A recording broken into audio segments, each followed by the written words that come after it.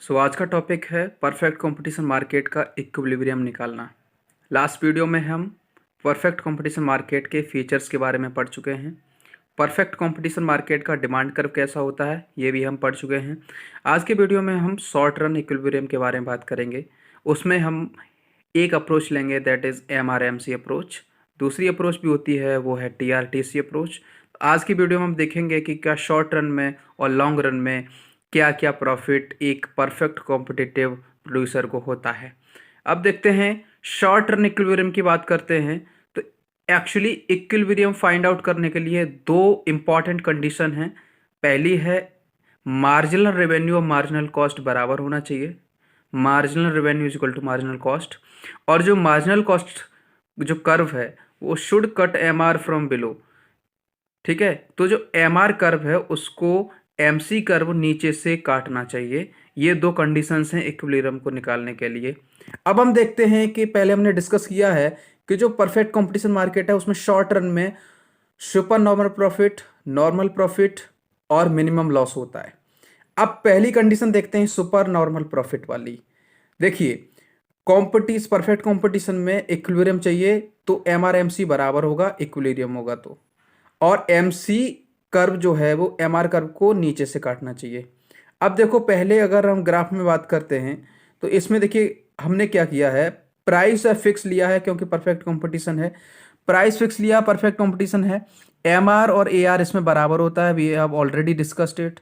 अब देखिए दूसरी कंडीशन क्या है कि MC है वो MR कर्व ये है, MC इसको नीचे से काटना चाहिए, तो MC कर्व नीचे से काट रहा है। ठीक है, अब बात आती है कि एवरेज कॉस्ट की। एवरेज कॉस्ट क्या होता है? Total cost divided by quantity. ठीक है, तो एवरेज कॉस्ट कर्व जो है, ठीक है, वो क्या करेगा, वो नीचे से काटेगा इसको। और एक खास बात यह है कि जो MC कर्व है वो एवरेज कॉस्ट के कर्व को, मार्जिनल कॉस्ट का कर्व है वो एवरेज कॉस्ट के कर्व को उसके मिनिमम पॉइंट से काटता है। ये देखिए मिनिमम पॉइंट पे इंटरसेक्ट कर रहा है। ठीक है, अब देखिए सुपर नॉर्मल प्रॉफिट के केस में हमारा जो average revenue that is AR है वो ज्यादा होना चाहिए। Average revenue is greater than average cost.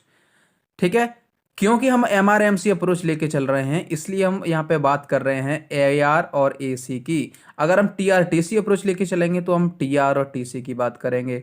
अब देखिए यहाँ साफ साफ दिख रहा है कि जो AC है, AC कर्व है, एवरेज कॉस्ट कर्व है, वो मिनिमम है, नीचे है, ये रहा। ठीक है, ये इससे नीचे है। और हमारा जो MR कर्व है या AR कर्व है वह ऊपर है। इसका मतलब क्या हुआ कि इन दिस एरिया हमारा जो एवरेज कॉस्ट है वो छोटा है किससे? एवरेज रेवेन्यू से।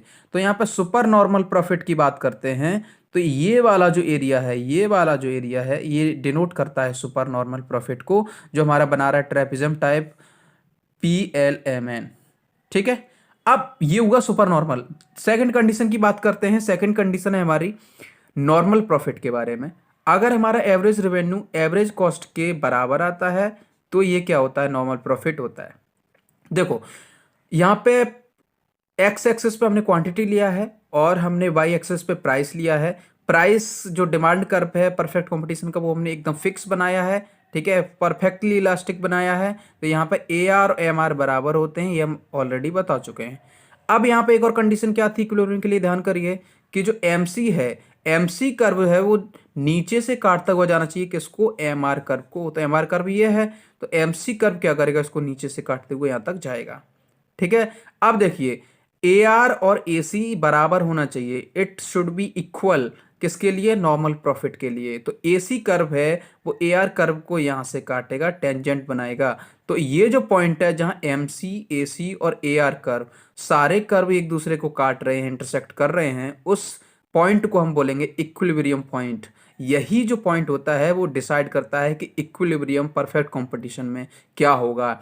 इस केस में AC और AR जो है वो बराबर होगा एक दूसरे के, तो इस केस को हम कहेंगे कि जो प्रोड्यूसर है उसको नॉर्मल प्रॉफिट हो रहा है। ठीक है, थर्ड कंडीशन की बात करते हैं। थर्ड कंडीशन यहाँ पे कहता है कि हमारा मिनिमम लॉस कहाँ होता है। देखिए, जब एवरेज रेवेन्यू और एवरेज कॉस्ट ज़्यादा हो, एवरेज रेवेन्यू कम हो, तो वहाँ पे हमारा मिनिमम लॉस होता है।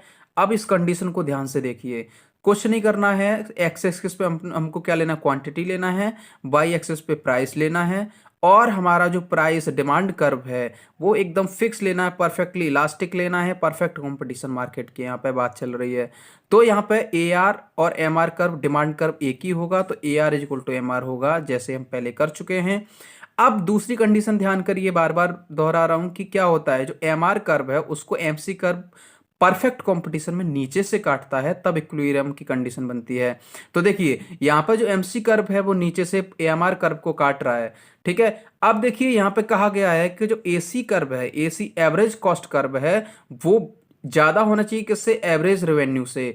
तो एवरेज कॉस्ट देखिए ऊपर पहुंच गया, एवरेज कॉस्ट खिसक के, तो ये ज्यादा हो गया, एवरेज रेवेन्यू नीचे रह गया और एवरेज कॉस्ट ज्यादा हो गया, ठीक है। अब देखो यहाँ पे जो point M C A R को एम आर को काट रहा है, इससे हम ऊपर की तरफ जाएंगे, टेंजेंट खींचेंगे।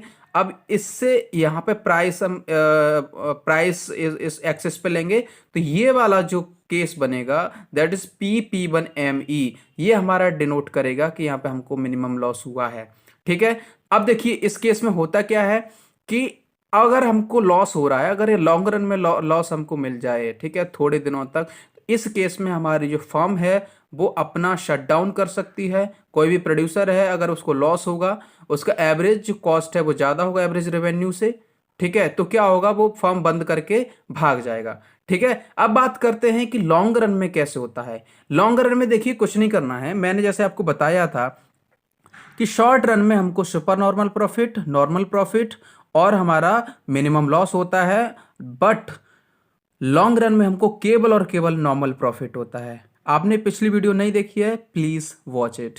अब देखिए, तो अब देखिए नॉर्मल प्रॉफिट हमें इस डायग्राम में हो रहा है, इस डायग्राम में हो रहा है, ठीक है। अब देखो होता क्या है, ये हमारा शॉर्ट रन एसएमसी की बात कर रहे हैं, एसएमसी एसएसी शॉर्ट रन की बात कर रहे हैं। अगर इसको लॉन्ग रन में बनाएंगे तो सेम डायग्राम बनेगा, सेम डायग्राम बनेगा, बस क्या अंतर आएगा कि जो लॉन्ग रन वाले कर्व्स हैं उनको थोड़ा हमको फ्लैटर करना होगा, क्योंकि लॉन्ग रन की बात चल रही है तो हमको थोड़ा फ्लैटर करना होगा, ठीक है। ऐसे थोड़ा फ्लैट कर देंगे, स्टीप नहीं रहेंगे, थोड़ा फ्लैट कर देंगे। बाकी जो